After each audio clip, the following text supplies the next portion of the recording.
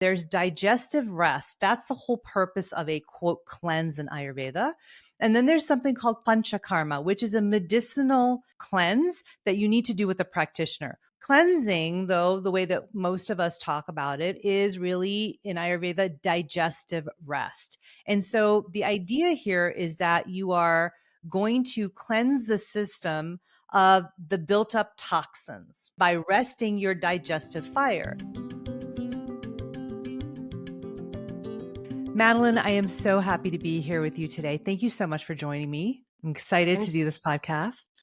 I'm so excited to chat with you as well. It's going to be a lot of fun. Yeah, it's going to be a lot of fun. And so to all of the listeners, we are doing a duo episode. Remember, I'm all about collaboration this year.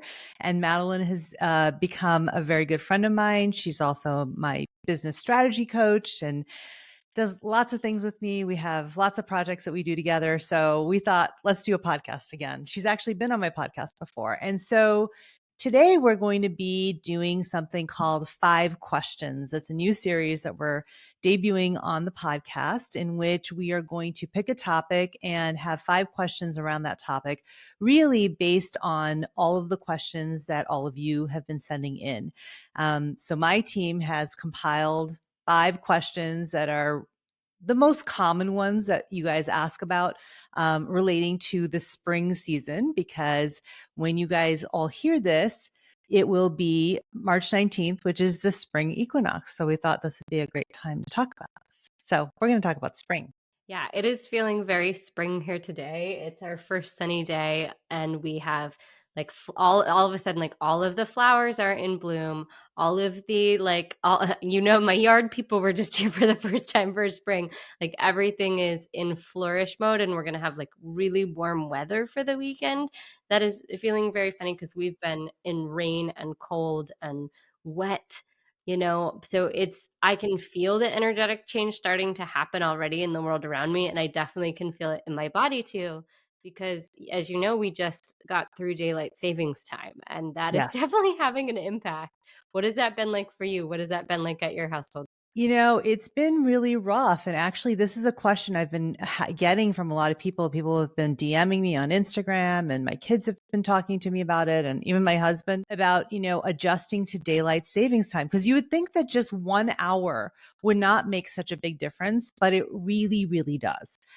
So maybe we should talk about that really quickly before we jump into the questions. Yeah, I would love that. I would love your take on it, Avanti, because I know, I'm definitely feeling the impact of it, and maybe more than most people because I also did a little time zone hopping this past week. But I notice it most prominently in my 2 kids. They're used to getting up at school for school, around 6:30 in the morning, which now I know for their little bodies feels like 5:30 in the morning. Right. And I work with a lot of moms. A lot of my clients are moms, and I have just been hearing it all week long of like, are your kids a mess too? Like, is your house in chaos? Is everybody grumpy? So what is that about? Because like you said, I wouldn't think that 1 hour change would throw us off so much, but it feels like it's really impacting us. It's enough to actually throw off your circadian rhythm. It's not much different than when you travel to another time zone. We feel a little bit off, right? It can be an hour just going to the East Coast from Chicago, or if I'm coming the West Coast to you in Seattle, it's a 2-hour change, or going to Hawaii where I was, a few weeks ago, it was a 4-hour change and now a 5-hour change. So even just 1 hour is enough to throw off your circadian rhythm. And so from a Western medical perspective, it's really about adjusting your circadian rhythm. And so that means, we do need to wake up a little earlier and sleep a little earlier. So really, again, that plays into the Ayurvedic perspective of aligning your body with the rhythms of nature, with the path of the sun through the sky, right? So if the sun is, quote, waking up 1 hour earlier, you should also wake up 1 hour earlier. And then again, at night, if the sun is going to bed or setting 1 hour earlier, you should do the same. So that is the first recommendation. I know it's really hard on kids and all of us, and if you can try and get that nighttime routine going where you're sleeping an hour earlier, it will make the adjustment better. That's one thing. The second thing I would say is to adjust, all of the other things that you're doing. The most important is your meals, and really try and make dinner earlier so that you're not going to sleep on a full stomach, largest meal in the middle of the day. And then, really the other thing that can really help with this is also doing some vigorous exercise in the morning. And we'll talk about this when we talk about spring transitions. That's one of the questions for this episode. But, it's interesting, all of sort of the recommendations that are Ayurvedic for seasonal transition into spring actually are very similar to the ones that you would do to adjust to daylight savings time. So, That's really interesting, and it's so funny because I now that I'm hearing you say all this, I'm like kind of organically doing some of this. So, for example, last night, my kids and I were like kind of continuing to work on, as you know, we just moved, and so we were continuing to work on some projects of like putting things away. And I looked at the clock and it only said 8:13, and both of them were like, "Oh, can we watch a show before bed?" And I was like, "Absolutely not. Mom is tired. We're all grumpy. We're going to bed right now." And now that I think about it, it's like, "Oh yeah, cuz my body felt like it was 9:13 and I was ready to be off mom mode." And so it makes total sense that like I'm like needing to stick a lot firmer to like getting them ready for bed, before 8 o'clock, because after 8 o'clock did not feel good last night.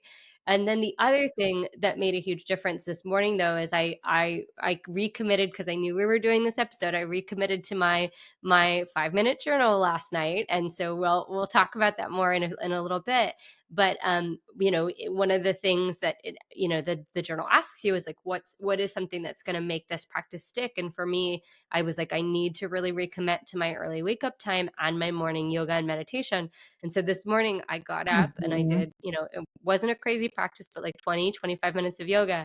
And I just can feel that set up Yes. my day so much better to get that Mhm. in right within like the 30 minutes of waking up.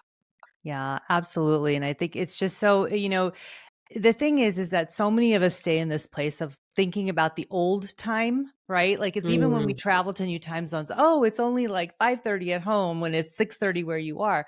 So it's sort of the same thing. I would say the best thing to do is to forget that and just go with what the time is now rather than mm, thinking, oh, it's actually only 7:30 or oh, it's only 6:30, whatever it is. Just yeah, stay with what the clock says right now. It'll help you a lot more. So I that love would be that. my I love suggestion. that. Well, should we get into some of these questions because they're Yes. so good? They're such good ones, and they jump off from here. So you kind of started to talk about this in terms of meal times, but one of the things that I wonder, as well as all of your audience, and one of the questions we had come in was like, what are the diet changes that I should be making to ensure that my lifestyle is in transition in accordance with spring and Ayurveda? And the thing that I always think about is that like this is the moment that farmers markets start around in our area. Mhm. It's usually like March, April, and I'm a big farmers market girl. My kids kind of hate it because I'm always trying to drag them to a farmers market on the weekends and they think it's super boring. But there is such a difference to what is Mhm. available at those markets in this spring season. It's Right. still a lot of asparagus, a lot of dark leafy greens, versus the things that start to come into bloom as we get into more towards summer. So talk to me about what we should be Mhm. thinking about in terms of diet.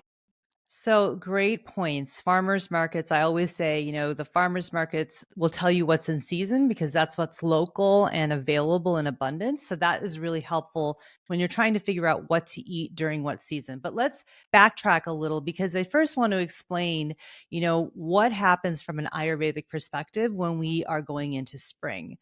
What happens is that we have this accumulation of kapha, which is earth and water, okay, from the latter part of winter into spring, which is kapha season, which kind of makes sense, right?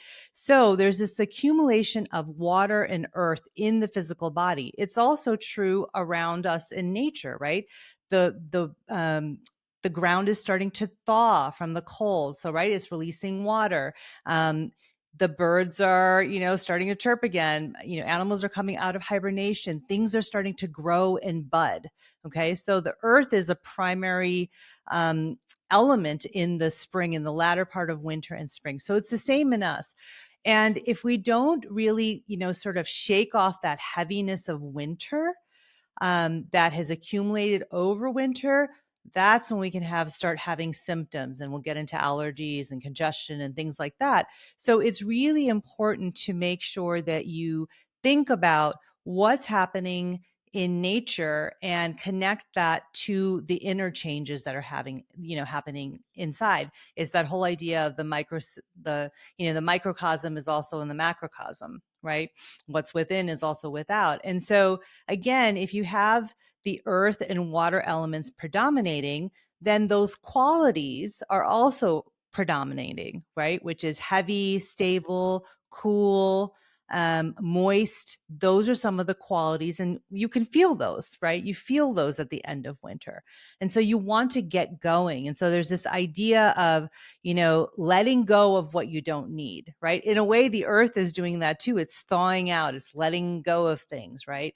Then you have the spring buds of things. But it's the same for us. We should let go of what's no longer needed and start to plant the seeds for what we want to have in our lives. So that's sort of a psychological, mental, emotional, spiritual sort of point of view. But it's also true for our bodies, right? So again, you want to shed your winter coat, just the way that nature does. Shake off the heaviness of winter and then add some spring into your step. I always find it so funny that we have these sayings in English that really describe so much of Ayurveda. It's always so interesting to me because, shake off the heaviness of winter and get some spring in your step is exactly what we're doing in Ayurveda. So that's a little bit about what's happening. I said a lot right now. Do you have any questions about Yeah, that? no, Sorry. I have such thoughts, and like because one is I feel this, like I feel this in my body so much right now, Mhm. and it's just subtle things, right? It's a shift in wardrobe. Like today was the first day I went for a walk on one of my calls, and I had my puffer, which is not my heaviest of winter jackets, but it's still one of my winter jackets on, and I started sweating, and I had like even brought a hat with me, like thinking that I Mhm. might be quite cold. And I was like, oh no, like I need to start shedding my winter coat. Quite literally. I was doing that on my walk today. The Right. the other thing that comes up for me is, I think there is a kind of a natural fluctuation that we who identify as female bodied like go through, and I think, all bodies go through this to some degree, but we go through a cycle throughout the month where we gain and Yes. lose water, right? And Mhm. then Mhm. I also feel like myself, and I'm sure a lot of people can identify this, we gain a little bit during the winter, because, Exactly. we like to blame the holidays or things like that. And Mhm. you and I both know that there is this huge push that we feel out of alignment with it in January, all of a sudden to lose, those holiday pounds or whatever it is, or the water Mhm. weight. And also, I see it in the business world, and I'm going to rabbit hole for a second, but go here with me. There's Yeah. also a huge emphasis that we see in the business world to start the year strong, kick off the Right. new thing, dive in and get going in a way that totally feels out of alignment for me. And Mhm. so like in the last couple of years, I've started to really shift away from that and like not do any super heavy hard workout stuff during the winter season unless, it feels really alignment, but I focus on like warmth and my yoga practice Mhm. and getting into warm studios. I also in my business have stopped trying to launch things in January because Right. it doesn't feel right and it doesn't feel good. Mhm. And so it's Mhm. just really interesting to me because as soon as you said, now is the time for like planting seeds that are going to bloom, I'm like, yes, that feels in Right. alignment, but that's not the way a lot of our culture operates. So can you Right. talk about that a little bit? Yeah, absolutely. And, actually, 2 episodes ago, we'll link it in the show notes. The Meet Sethi, Dr. Sethi and I talked about this when we were talking about habits. And this came up, this idea of wintering. And it's exactly that. Again, we're following nature. In the winter, all of nature hibernates. We go within, right? There's nothing growing, everything's kind of dormant. We need to do the same thing. And that's exactly what I think you're speaking to, right? And we also, as humans, we keep a little bit of weight and we accumulate a little bit of water and because we're trying to stay warm also, right? We're going in. And so it's exactly that. So as nature shifts from that hibernation dormant stage into spring, when there's a little bit more light, right? When the days are a little bit longer, right? And the weather is changing, it's becoming a little less cold, a little bit warmer. It can be a little moist, right?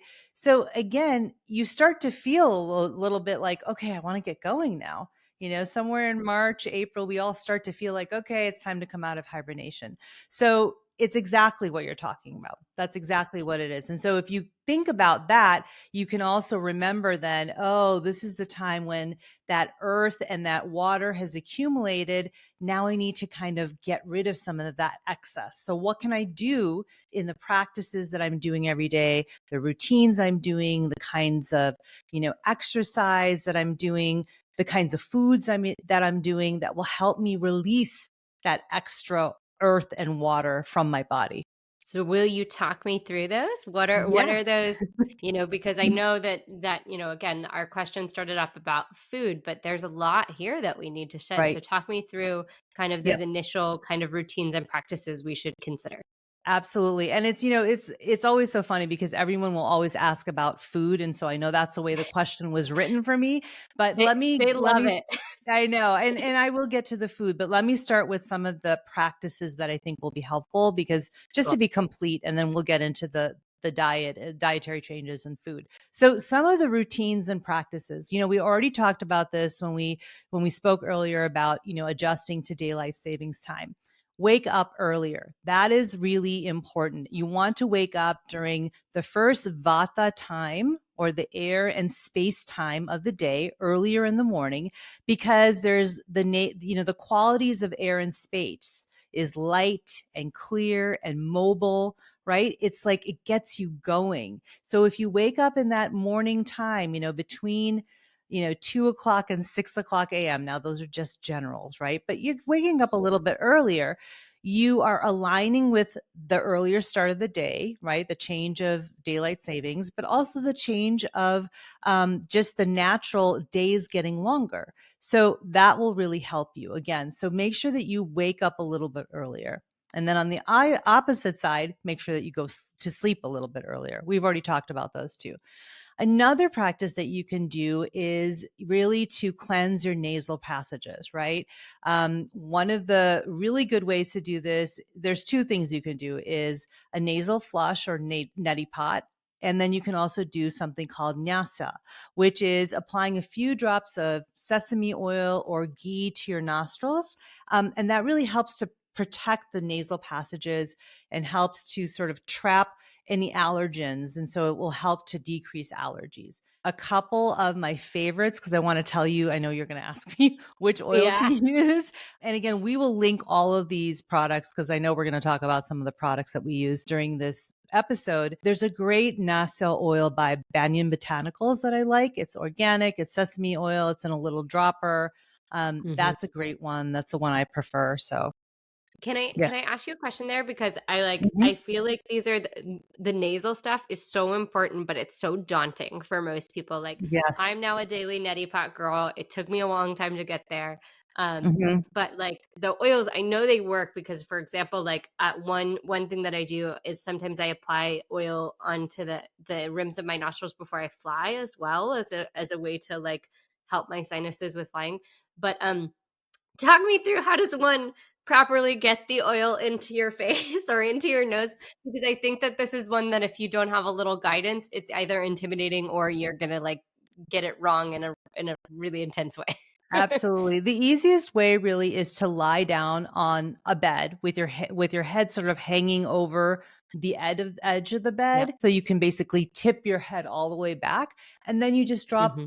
a little oil. Another way you can do it, honestly, which is the way I usually do it, I just put a couple drops in my palm, which is clean, and then Mhm. I take a Mm. little Q-tip and I will Mhm. just, put it onto the inner Oh, septum of the that's smart. nose. That's a really easy way. You can even do it with just your fingers, as long as your hands are clean, and just basically tap it on the inner. I mean, if you guys can't see me because I'm like showing you on the screen because me and Madeline are talking to each other. But you're basically going to just put some oil in your palm, dip your finger in there, and then basically put it to the center septum of your nose, and then sniff. Inhale once or twice, and then do the same thing. Dip it in the oil and then do it on the other side. That's a really simple way to do it, I find. And then the other part of nasal cleansing, which you can do before, is a neti pot. We're going to talk about this again later, so I'm not going to get into it right now. But neti pot and nasal cleansing and then, sorry, nasal cleansing with a neti pot followed by the oil application. Those are two great practices for the spring. The next one is actually for dry brush and self oil massage, which in Ayurveda we call it Garshana and Abhyanga. And the dry brush that we do in Ayurveda is not with a brush, the way that, they sell all these, hard or even soft bristle brushes that you can get. That's actually very, it's harsh for the body. We use raw silk gloves, and you can order them online. Again, I have a couple of favorites. I'll tell you about that in a minute. But that really helps to stimulate circulation and exfoliate the skin. But what it's doing, more importantly, is it's moving the lymph that's just right underneath the skin. So again, we're helping to release that earth and water that has accumulated that might be stagnant. So that's what we're going to do with dry brush. So it's really Garshana with silk gloves, with raw silk gloves. There's a pair that I really like. It's by a company called Pavani Ayurveda. They have some really nice Garshna gloves, but again, you can search for them on the internet. There's lots of choices. That's just the ones that I have that I like. I'll link those again in the show notes. And then the second part of this is to do an abhyanga, which is a self oil massage. And what you really want to do here is, basically stimulate the skin. You're nurturing the skin. Again, that's also helping with lymphatic drainage to, remove that excess kapha that may have accumulated. And an oil that I really like is, again, the Banyan Botanicals sesame oil, because it's good for all body types, for all doshas. And then I love to add a little bit of my favorite. All of you who listen to this podcast, I love Sahajan products. Sahajan has a ritual body oil that smells divine, but it's a smaller bottle and it's, more expensive. So I just will add a few drops into my bigger amount of oil that I'm applying to my body. So I get the scent and the sort of luxury of that without, having to spend tons of money on replacing that expensive oil all the time. It's not that expensive, but compared to what you need for your body every day, you're not going to do that like a full abhyanga with it every day in your body. So those are some of the practices, the routines that I can, tell you about for spring. Any thoughts? Like, have you ever done I Garshana or? I've done Grishna, and I actually just did it recently with our friend Tanmeet. We went to a spa and we did infrared sauna, and she was like so proud of me because I had my Grishna and my Abhyanga stuff, and we stopped at a little kind of like a co-op beforehand, and I was asking her, I was like, which of the oils should I get, Mhm. off of my dosha and stuff, and so I got, my oil, and afterwards I did. And she was like, "Oh, I'm so proud of you for like knowing all this stuff." And I'm like, "Well, I can feel it. Like I can feel the difference." And Mhm. especially after doing the infrared sauna, and like, we struggle here, both of us live in or her and I both live in the Northwest, and the kapha is just so, I really get affected by it because Mhm. I am not a kapha person. It doesn't feel good to me. I feel it in my sinuses. I feel it in my body. I feel it in my joints. And so I do a lot of heat-based practices in the winter, like steam rooms and saunas, to kind of help break that up. Mhm.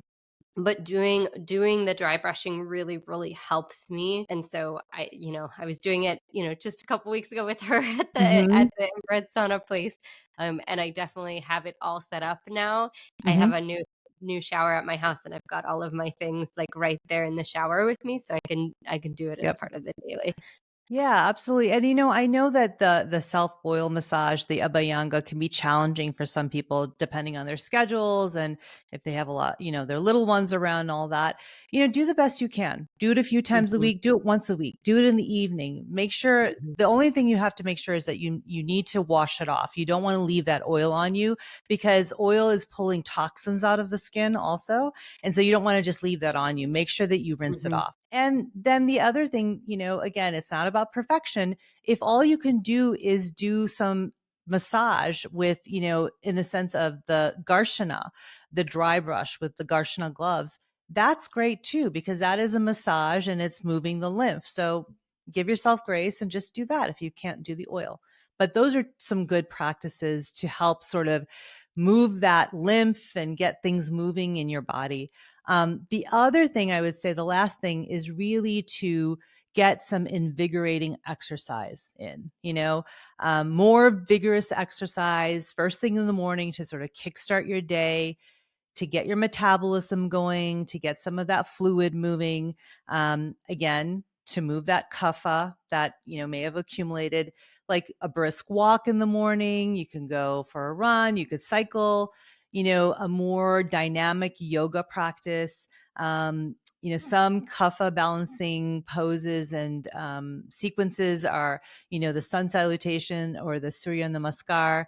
You could do a warrior series, back bends. These are all, some of the poses that can stimulate your circulation, again, to get things Mhm. moving, and also can help to relieve some congestion. So those are some Mhm. nice yoga practices to do. I love those, and it's funny, I've already been, incorporating into my yoga practice. And it's funny because it's just like, I was thinking about it this morning, and I ended up doing a lot of back bending this morning, and that's not something that it's not that I don't like back bending, but it's typically like I'll do it once and then it won't really be revisited throughout the practice. But I've been, doing my yoga long enough that I just know to listen to my body when it's like craving to go into a posture or hold something or repeat something. And so, interestingly enough, this morning's practice was a lot of back bending, and now I'm like, oh look, like I was doing it as the sun came up. I was here in this space, and that was what my body needed. So it's interesting.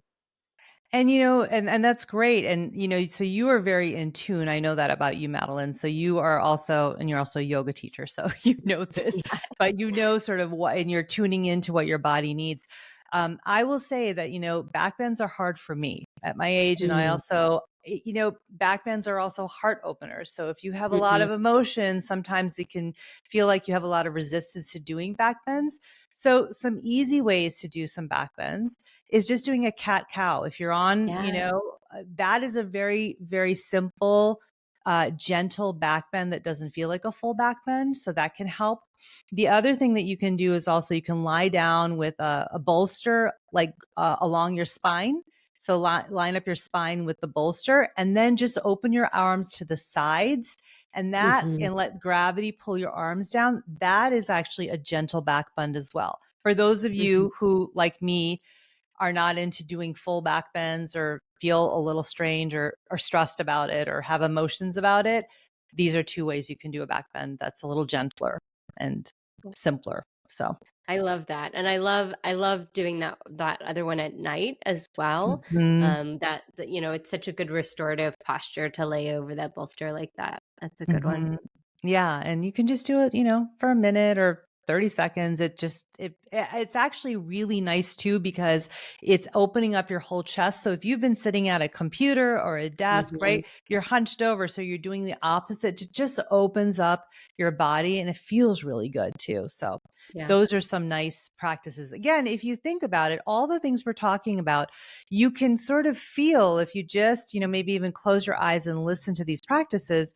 It's all things that are meant to help move things in your body, to move the fluid, to move the lymph, right? It's all sort of invigorating. That's sort of the name of the game when you're going into the spring season with Ayurvedic practices. You set me up perfectly for the transition here, which is like, okay, this is getting things moving, maybe on the outer body, but let's talk about the inner body because Mhm, I know, and maybe it's just because I've been traveling so much and maybe a little bit off of my game when it comes to what I eat. But there is like a heavy, chunky blockiness in my gut, mhm, this time of year because, again, things just feel heavier. The things I'm eating are heavier, denser. I've been off my game and eating too much gluten, but like, mhm, what are the things that from a dietary perspective I can be doing to get things moving in my gut in a way that's really good for me this time of year? mhm. So the most important thing is to lighten up your diet. If there's just one thing you remember from this conversation is to lighten up your diet and eat warm cooked foods, okay? What you're doing there is, again, you're going to stimulate the movement of fluid out of the body, and you're also going to aid your digestive fire because it can handle cooked foods and warm foods much better. So, lightening up the diet, what does that mean? You really want to think about bitter, astringent, and spicy tastes because, in Ayurveda, there's 6 tastes, but bitter, astringent, and spicy will help to really counterbalance the qualities of kapha, which, include also that heaviness, the stable, sort of oily nature that and cool nature of kapha. So we're trying to counterbalance that again in the foods that we're eating. So adding more greens, seeds, warm cooked foods, those are really good things to do. Um, and because I get this asked so much, I'll tell you what I mean by bitter greens. so um, again, the light quality of bitter greens. And if you think about it, nature is providing this. Back to what you were talking about going to the farmer's market. What are you getting at the farmer's market in the springtime? There's lots I'm of greens. Yeah, greens. Kale is the first thing that comes to mind. Where we Hmm. live, we get a lot of asparagus this time of year is starting Hmm. to come up, but it is the denser greens. It's the Hmm. wintry greens. Hmm. So collards might be there as Yep. well. Yeah, yeah. So all of those hardy sort of greens that could withstand the winter time, right? And so you've got kale, dandelion greens, spinach, Mhm. asparagus. Those are all the kinds, arugula. Those are bitter greens. And, those also help the liver because they stimulate the liver and that's naturally detoxifying. So that's one class of foods. The next thing you can do is astringent foods. These will counterbalance the moist and sort of stable, sluggish qualities of kapha. So things like legumes, which are lentils, chickpeas, adzuki beans, um, apples and pears have an astringent quality to them, quinoa. And all of these astringent foods also pull water with them. So Mm. again, it's helping to release that excess water that you might have in your body. Another thing you want to think about is spicy foods. Okay. So spices, again, in Ayurveda are medicinal. And so you want things that are going to help your digestive fire, to kindle it, to get it going so that it can release the toxins, release the water, and also to clear the nasal passages, the lungs, right? So some of the spices you can do are the warming, heating spices: ginger, black pepper, cayenne, turmeric. Those are all great things to be adding into your foods. Do you Mhm. cook with any of those? I cook with all of them, and Mhm. I definitely like one of my things that I've been doing a little bit more of, actually thanks to your beloved, is I've been doing more green smoothies in the morning, but Mhm. he taught me to add ginger to them. Mhm. And it makes such a difference. And when we were prepping for this episode and I was looking at your list, I was like, oh, these have all been going in my green smoothies in the morning. And I've been doing it for two reasons. One, I've been traveling a lot and I'll Mhm. like overbuy spinach, Mhm. cucumber, these things that'll go bad. And so before I leave town, rather than having the produce go to waste, I'll make a big batch of green smoothies and then I'll jar them. And Mhm. then that way I can drink them when I get Mhm. back. Mhm. And I'm usually freezing them, which I know is not the freshest and best, but still, at least the food's not Yeah. going to waste. And then the other thing I will say, that I've really noticed a difference on is when I add a little chunk of ginger to that smoothie. One, it just takes over the flavor profile in a way that I really like. Mhm. And it brightens it up, even though they've got a little bit of like green apple or something like in that usually that gives it the sweetness. The ginger just makes the flavor really great.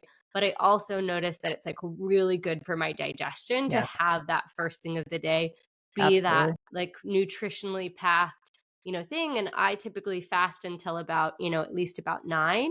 And so that is kind of the first nutrients I'm giving my body, and it makes a big difference.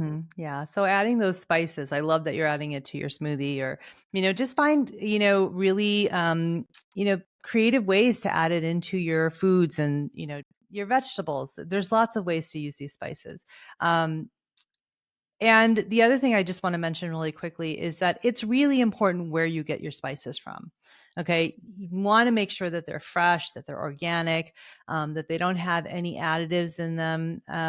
Do the best you can, obviously. Go wherever you can and do it. But some of my favorites are from a company called Diaspora Company.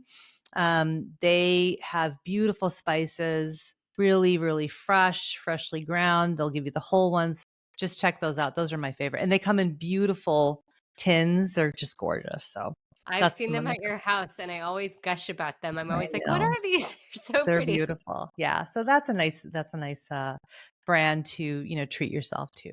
But, you can also go to any health food store. Just make sure that they're fresh, and that they haven't been sitting on the shelf for a long time, obviously, and that they're organic. Just check out what you're getting. Don't just get any spices, because that kind of counteracts the medicinal qualities then of the spices. Really Absolutely. quickly, another class of foods that you want to try and increase when you're going into spring is seeds. Seeds are lighter than nuts, but they also give us those healthy fats, because again, we're trying to lighten up the diet. So things Mhm. like pumpkin seeds and sunflower seeds, flax seeds, those are all some good seeds to add in to what you're cooking. You can throw them into cooked vegetables. I mean, there's lots of ways to use them. And then again, of course, warm cooked foods, soups, stews, sauteed vegetables. Those are the best things. Um, yeah. So that's everything from dietary that I can think of. Okay.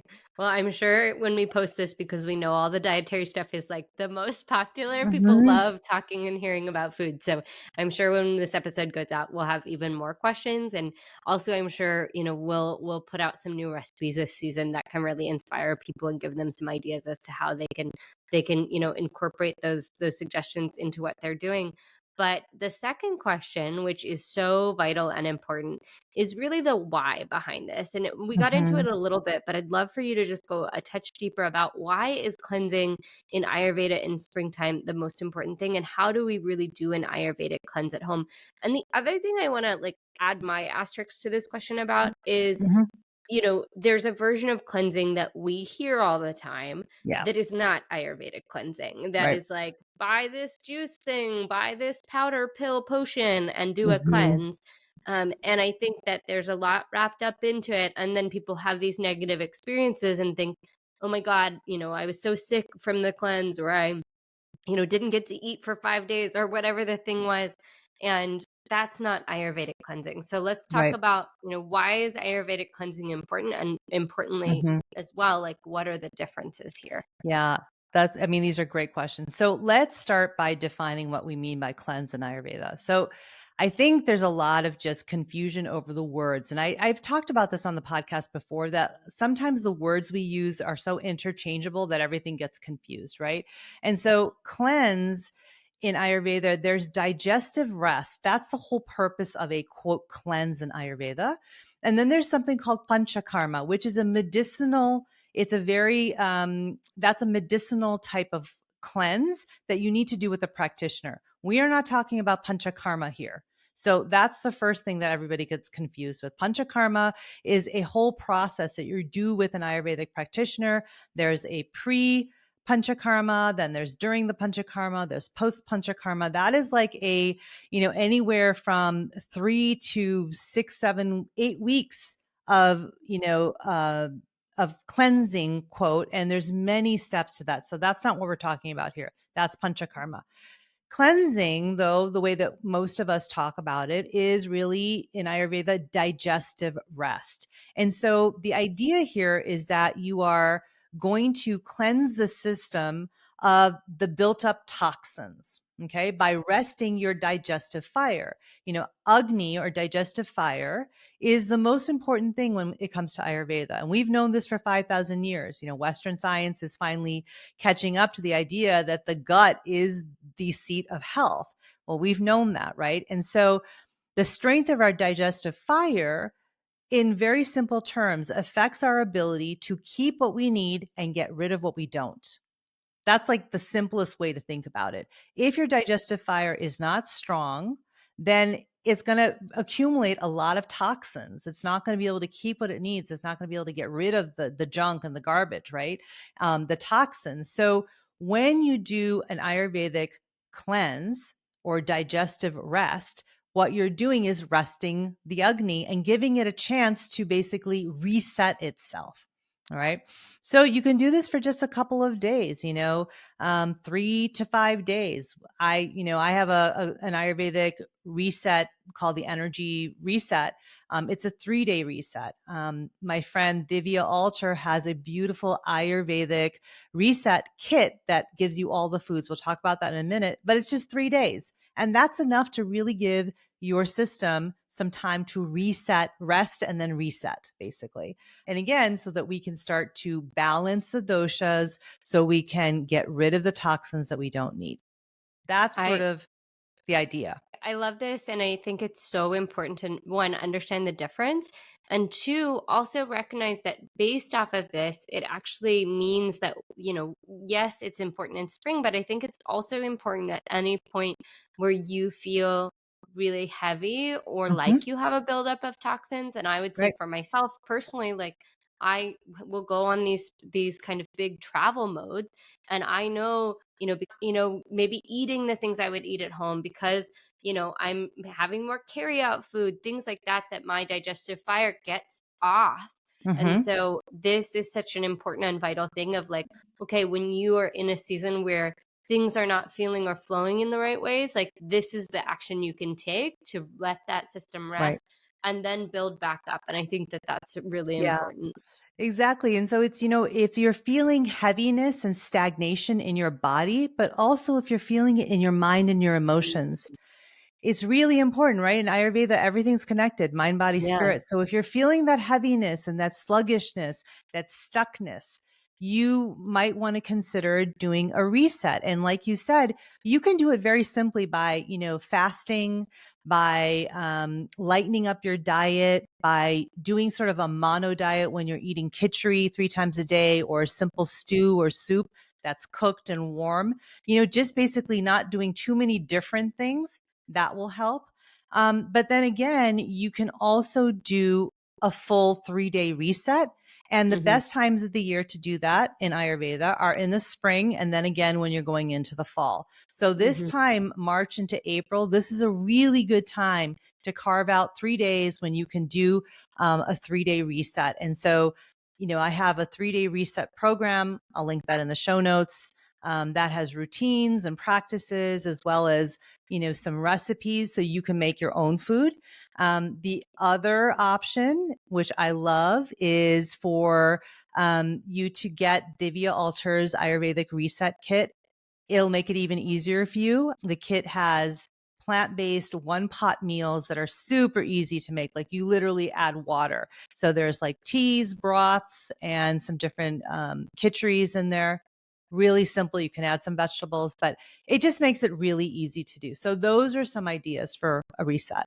I have to say that I had some of that kitchery when I was at your house, not last trip, but the trip before, and it is so good because I think that that's the other Mhm. thing is people think this is going to be like bad or boring food. Her stuff is No, it's really really really good. flavorful and tasty.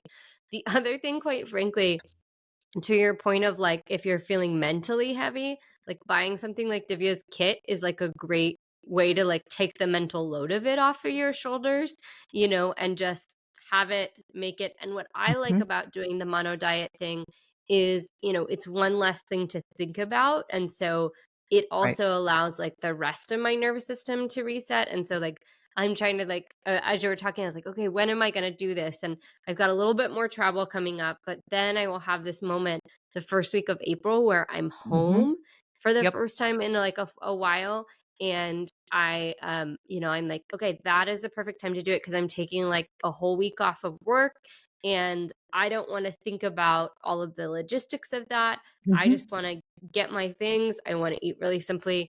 And then I also want to give my body time to rest too. And Right. so I can do those things simultaneously. So I'm like, getting all excited over here Yeah. for my own 3-day reset. No, I think it's great. And I think, a really good tip is to put it on your calendar.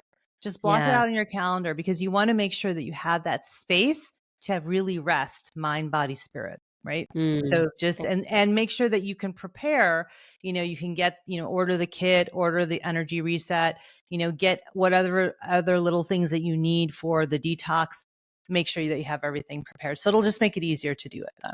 Yeah, I So love the way your 3-day reset has like very clear like kind of like this is what you need because like I'm a I'm a busy single mom. Instacart is Mhm. one of my best friends, and so I'm like, Right. I can just pick these 2 lists and make sure it shows up on my Exactly. house, get it from the good local market, but yeah, Mhm. that's wonderful. Um, okay, so this next one is super personal to my family. I have a son who really, really suffers with seasonal allergies, as did his Mhm. father, and he yeah, he just starts sneezing, eye watering, the whole thing. It becomes Right. I saw the weather for this weekend and I was like, "Oh, I know what's about to happen in our household." Mhm.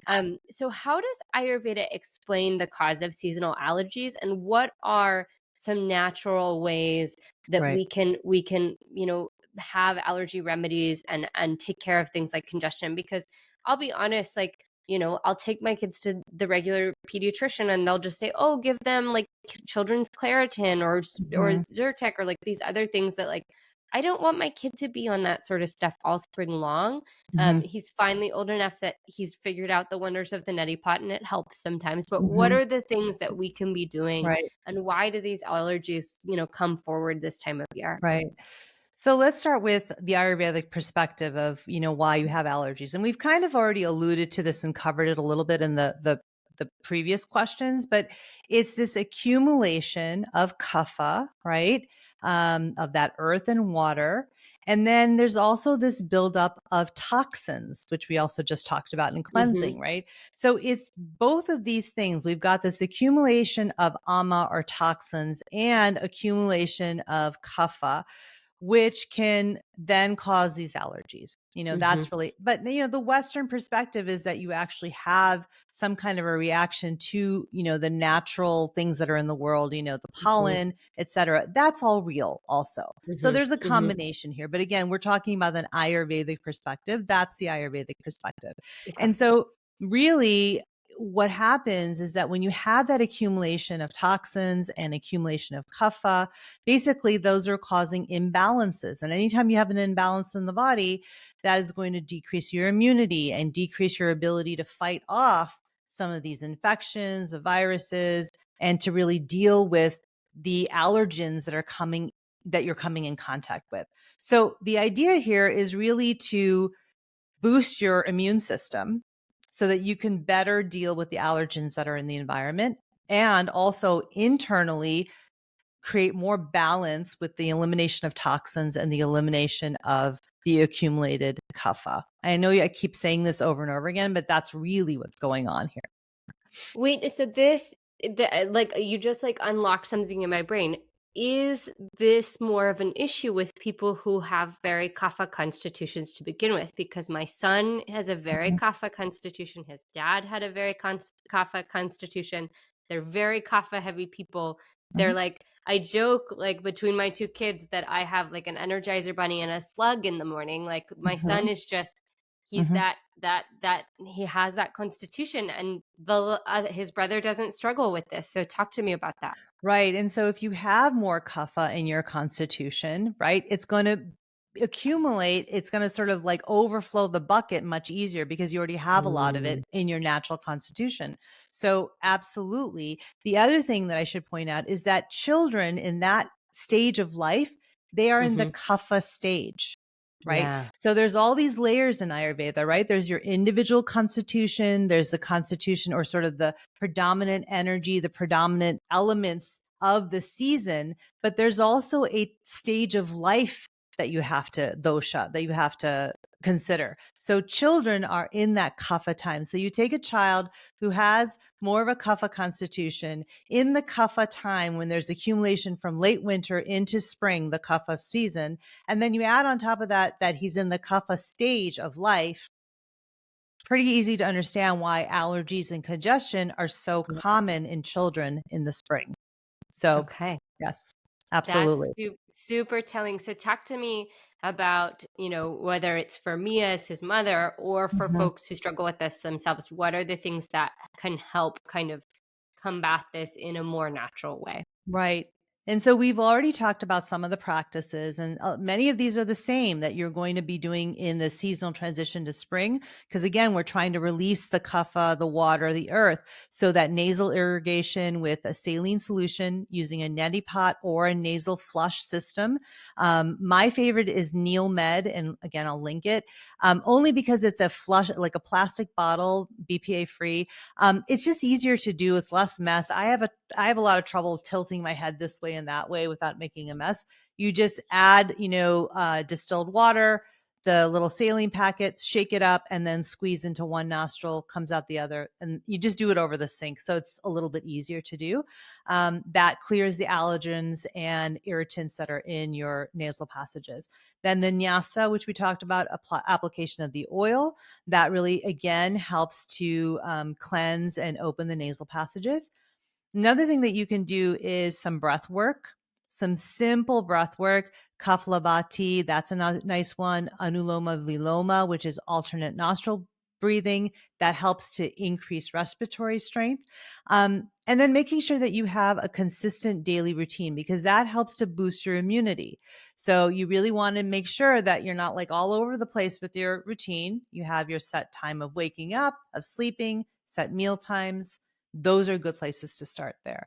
And then as far as some foods, you know, again, many of the things we've talked about, some herbal teas are always a great idea. Ginger, turmeric, adding some black pepper, a licorice root tea. These are all things that are soothing for the throat, for the respiratory system, anti-inflammatory. They have an expectorant, sort of quality to them. So those are all nice teas to use, even with your kids.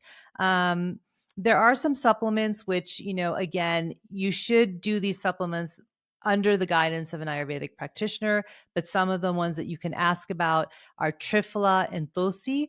Triphala is an herbal formulation of 3 fruits or 3 berries, and it really helps to detoxify and to stimulate the digestive fire. So it helps the doshas, improves immunity. And then there's Tulsi, which is holy basil. That has a lot of, immune modulating effects. And so it can really help, getting to the root cause of the allergies. And so again, both of those, I wouldn't suggest those in children. If you want to use them in children or even for yourself, make sure that you have an Ayurvedic practitioner who's guiding you and telling you what doses to do. And then again, a lot of the foods we already talked about, bitter, astringent, spicy, warm cooked foods, light foods. The other one I would say is honey. Here's the thing with honey, though. It has to be organic. It should be raw and local, because then it's, for your environment, because it can acclimatize your body to the pollen that's in, the environment. But make sure that you never heat the honey or put it in tea or in food, because it changes the structure and then it becomes actually toxic to the body. Because honey in its raw form actually has a scraping quality. So it helps to cleanse the channels. So it's very good in this springtime. So that's a really good one for allergies. I've heard that about honey before, that, in terms of also like the importance of local honey because of your own like biodynamic environment, and that the Right. bees that are local to you are going to be, interacting with the pollen that is local to you, and that can be beneficial from an allergen perspective. I feel like you're giving me I'm going to go to my kids and be like, well, Dr. Avanti said we need to go to the farmer's market because I need to get honey. I need to get kale. I need, and then I'm like, she said I have to go, so you have to come with me.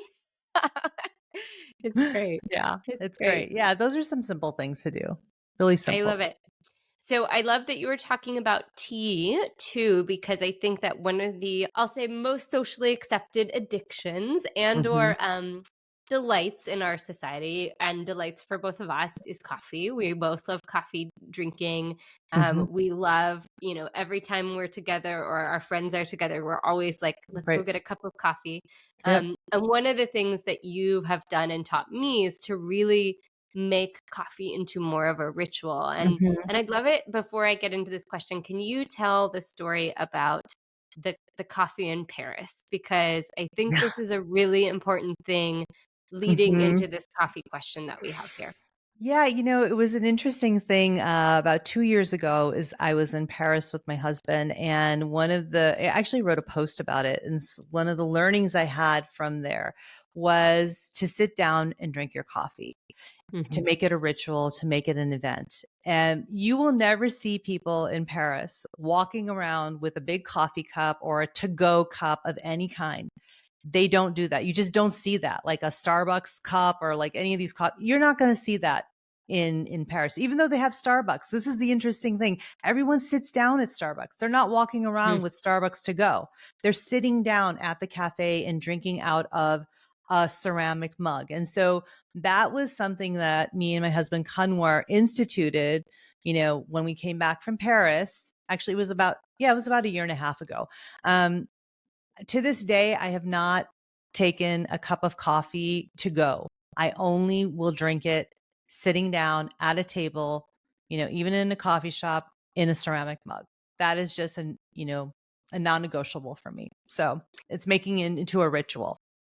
And I loved this story so much, and while I still, occasionally have it in my to-go mug, I have definitely turned it into more of a ritual and more of an intentionality, and also I've changed a lot about the ways that I think about timing with coffee, and Hmm. and you know that I'm such a big, I prescribe personally to a practice that I call conscious consumption, and so Hmm. whenever I'm putting anything in my body that is stimulating, or it could even be have a depressant quality, like having a glass of wine or something like that. I really want to do so from a place of consciousness as to, Hmm. like, why is this the choice that I'm making? Is this the best thing for my body in this moment? And if the answer is like, yes, this is delightful, this is nourishing, and I'm doing it with thought, as opposed to what I think our culture does primarily around coffee is, I Right. gotta have it now. I gotta have Right. it first thing. We've all seen the memes, right? We've all got the coffee mugs or the t-shirts or whatever that, like, don't talk to me till I've had my coffee kind of thing. Mhm. But I've also heard that there is a big importance to delaying our coffee consumption by 90 minutes after Mhm. waking, which is the exact opposite of what I think most people do. I think they throw coffee in their face like before their eyes are even open. Why is this? And why is, making sure that the way that we consume coffee something that we should be talking about and changing? And is coffee really beneficial or harmful Right. according to Ayurveda? Because I Mhm. think that there's a lot of mixed messages here, Sure. and I know that I'm going to have a hard time giving up my coffee ritual, but I also am not having it first thing when I wake up anymore. Yeah. So there's a couple of questions there. Let's start with, the 90-minute delay. This is actually a question I get asked a lot. And I actually wrote about it in my new book that's coming out at the end of the year, The Longevity Formula, because this Yeah. is, a practice that I think is really important. Um, let me just describe the mechanism of action really fast. Caffeine blocks adenosine receptors in your brain, and adenosine promotes sleep and relaxation. So when those receptors are blocked, you don't have the adenosine attaching. So you actually feel more awake and alert. Drinking coffee. So when you first wake up, your cortisol level is high and the adenosine receptors are still engaged. They still have some adenosine in them. If you drink coffee in the morning, right when you wake up, when there's that high cortisol and the receptors are still stuck with adenosine, they're still, connected to the adenosine. Well, you're not really going to have such a good effect of caffeine. You'll feel, energized, but you're really not getting sort of the bang for your buck here. Um, if you delay by 90 minutes, your cortisol levels start to normalize and your adenosine receptors become free. So then your caffeine can block the adenosine receptors, plus the decrease of the cortisol. You just feel more stimulated. You're going to feel that jolt of energy from the caffeine for longer. So essentially, doing this, delaying by 90 minutes just makes sure that you have the results and sort of the effect of caffeine for longer. That's you get the full benefit of the caffeine. That's really why to do it. And this also aligns, from an Ayurvedic perspective. aligns with the body's natural rhythms, right? And it really helps to balance the doshas. You have to remember coffee affects each dosha differently. First, there's the qualities of First, there's the qualities of coffee, which is hot and penetrating or sharp. Okay. So it's going to affect the pitta dosha because much more in the sense of its like increases like. Pitta is fire, sharp and hot. So you put caffeine on top of that, it just increases that. So it's not always the best thing for pitta. For kapha, of course, it's opposite. So it really can help to counterbalance that, heaviness, sluggishness of earth and water. And vata somewhere in the middle there, it just depends. But again, it could exacerbate a little bit of an imbalance. So that's something you need to take into consideration. So what I'm getting to is that there's no right or wrong of is coffee good or bad. There's no such thing in Ayurveda. It really depends on your constitution, what time of day you're having it, um, and what stage of life you're having it, right? What season? All of those things are important. Some general things that I would say is the following: make sure that whatever coffee you're having, it's clean coffee that's organic and doesn't have any toxins. Really, the idea here is clean coffee, is coffee that's grown without pesticides and chemicals. In addition, the coffee beans don't have mold or mycotoxins in there. Mycotoxins can cause everything from weakened immunity to poisoning, and also are, are toxic to the kidneys, the liver, and the nervous system. So you don't want mycotoxins, and mold is a big problem in coffee. So clean, organic coffee is really important. My favorite is a brand called Fabula Organic Coffee. Hazelnut's my favorite flavor. You actually had this when you were over, I think. I had it over. It's really good. Mhm, mhm. It's really good. So that's a really good coffee. I know there's other clean coffees out there, but that's just my favorite. So that's the first thing. The second thing is moderation. And again, just don't have coffee in the afternoon after 1 or 2 p.m. You Mhm. really don't want to go past 11, really, for most people. But be mindful and make it like what we were talking about with the Paris story. Make it a mindful, conscious consumption. Make it a Mhm. ritual, make it enjoyment, really know why you're having it. And Mhm. I think that it's just, then it's a nice thing for everybody then, or Mm. for most people. I really appreciate this because I've changed a lot of my coffee habits over the last couple years. At one point in time, was consuming so much caffeine that I started to have like just headaches and also like like kind of brittle bone kind of stuff. Like I was really having this is a long time ago. I was in college. Nobody had told me what appropriate caffeine behavior was, and I was working as a lab technician at a cancer research institute, because as a pre-med student they're always telling you, get your research in right away so that you have good hours to demonstrate your commitment to the sciences. But I was a lab technician who would often be doing, medical imaging, after school or before school. And for many, many hours, just sitting in this dark room. So I was like chugging caffeine like my life depended on it. And only then started to learn how negative the consequences can be. Now my relationship with coffee is quite different. I don't have it every day. When I do have it, about half the time I'm having a decaf too, because I already know that as somebody who's vata pitta, like I am already a little anxious. I'm already a little up and flighty, and so some days I'm like, this is not the best choice for me today.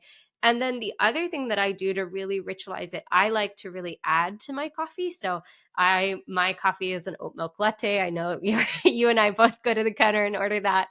And then some things that I've added that I really like are I have like a kind of a mushroom kind of it's from yeah, the reishi extract powder that I add, and I froth that into my milk. I also occasionally add collagen to my milk as well. If I haven't had that in a smoothie, I'll put it in my coffee, and I like it because it gives the milk a better froth as well. But just even those little things of like taking the time to really make a thoughtful cup of coffee makes it a lot more enjoyable for me, and also feels like it's a ritual and almost like I'm making this special potion for myself that Right. isn't just, like you said, the to go cup from Starbucks that is full of sugar and things like that. Yeah, no, I love that. I mean, I think it's just, it's really, I think one thing that you said, which is really important, is that you don't have it every day because you're also tapping into how you're feeling, right? So much of Ayurveda, it's all about conscious living. So if you wake up feeling anxious and, really high, like sort of all over the place, coffee may not be the best thing for you that day. Mhm. Right? So Mhm. tap into how you're feeling. I love that you said that because I think that's really important. It's really Mm. important. So our last question, and I'm kind of laughing because I know what we're going to talk about with like 5 minutes left. How can morning journaling support my Ayurvedic wellness Mhm. practice? And I, Yeah, I teased at, a little bit earlier, knowing that we were doing this episode, that I got out my 5 minute journal, and right. I know how much you love yours. So talk to me Mhm. about this. Yeah, and the reason that this question came up and, it seems kind of out of like it's like out of tune a little bit with the other questions is because a lot of people are always asking me what my morning routine looks like, what my evening routine looks like. So, this is one of the things I thought I would talk about from my morning routine because I've found it to be really, really helpful, especially after the season of this health journey I've been on in the past year with breast cancer. Journaling has really helped me. A couple of things before I talk about the 5 minute journal that we were both mentioning. Morning journaling, there's a couple of things that it does. It creates a little bit of space for reflection and self awareness to get into that mode of living consciously. I feel like it helps me transition into that. Um, and it's during the first vata time of the day, which is air and space, the qualities of, clarity, clearness, of clarity, lightness, mobility. So you're tapping into sort of this universal intelligence at that time. So you get answers to things, you get creative ideas. It's just a really good time for journaling and writing. Um, it also helps with focus and productivity, I find, because sometimes I'll jot down some of the things I need to do. If it's not in my 5 minute journal, I'll have something else and I might write a note on my phone, or I really try not to use my phone, but like, another journal or another piece of paper. And I find that journaling can really help you see patterns in how you're thinking about things, how you're doing things, your behaviors. And I think it helps you to sort of eliminate, again, let go of what you don't need. That sort of overarching idea in the springtime of letting go. I feel like journaling really helps you to do that. So, those are some of the reasons that I really like to have a very short journaling practice in my morning routine. I think that's so important. And again, I know you've talked a lot about this on the podcast recently, but I think that there is a lot in this kind of moment or this season where people are kind of feeling hard or down on themselves where for not like nailing the New Year's resolution or something like that. But Mhm. journaling is this beautiful practice that you can recommit to at any time. But Right. I do find it to be really powerful to commit to in the spring season, because we've literally completed the cycle of another year. We're coming into this time of bloom. It's such a great time to look back and look forward, as Hmm. to what we really want to come to fruition. And I'm really enjoying having it as an intention setting practice as well. Right. Like, that 5 minute journal is so great at being like, what would make today fabulous, or what is Right. your affirmation for today, or things like that. Right. And like, I know that like I was that much more motivated to take a walk today because I put it in my 5 minute journal this morning that that was going to make today Right. great. And when the opportunity came, I'm a big fan of the walk and talk. I was still on a meeting, but Hmm. I was not going to miss that walk for the world. And part of it was just because I took that time and set that intention early on in the day. Right. Yeah, no, and I love that. And the 5 minute journal, the nice thing about that, it's like kind of like a guided journal. It's 2 pages per day. You do a little thing in the morning and then you do a little thing at night. It's just a really beautiful way to start and end the day. It's just a really nice journal. I know it's super popular with a lot of people. And we'll link it in the show notes because it's actually something you can order. It's a nice way to do a journaling practice. So it doesn't seem overwhelming also. Mhm. So I like the structure of it. I like how bite-sized it is. It's so funny. I moved and I had like a whole box of journals and I have a whole shelf dedicated. And I know that like somewhere in my mom's attic, she has boxes and boxes of my childhood ones. But it is something that, if you haven't picked up in a while, can feel a little intimidating. And I think the structure of that one is very approachable for anyone. And I Hmm. also what I love about it is that, I was kind of rereading the preamble last night and it talked about like you really cannot see or measure the ways that you're growing and evolving unless you're keeping track of them. And that's one of the wildest things that I have found when I go back to some of my journaling is like, oh my gosh, look at, when for my business, for example, like look at this dream or vision I had for Hmm. serving this type of client or, working, to this goal or, building the team or anything like that. Look at how I have it, or even the house I'm sitting in. Like I sat down and journaled really intentionally earlier this year about what my must-haves were for the home.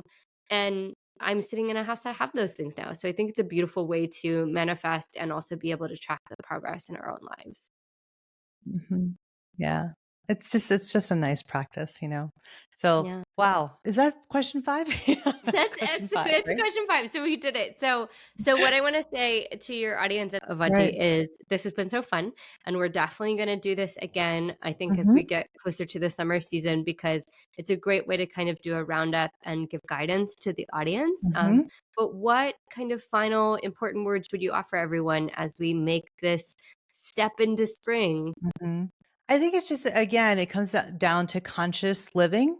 Be aware of the fact that you are transitioning. Tune in with how your body and your mind and your spirit are feeling. And if you're feeling that heaviness, use some of the different things that we've talked about, the different practices, the dietary changes. All of these things will help you transition from the winter season into the spring season.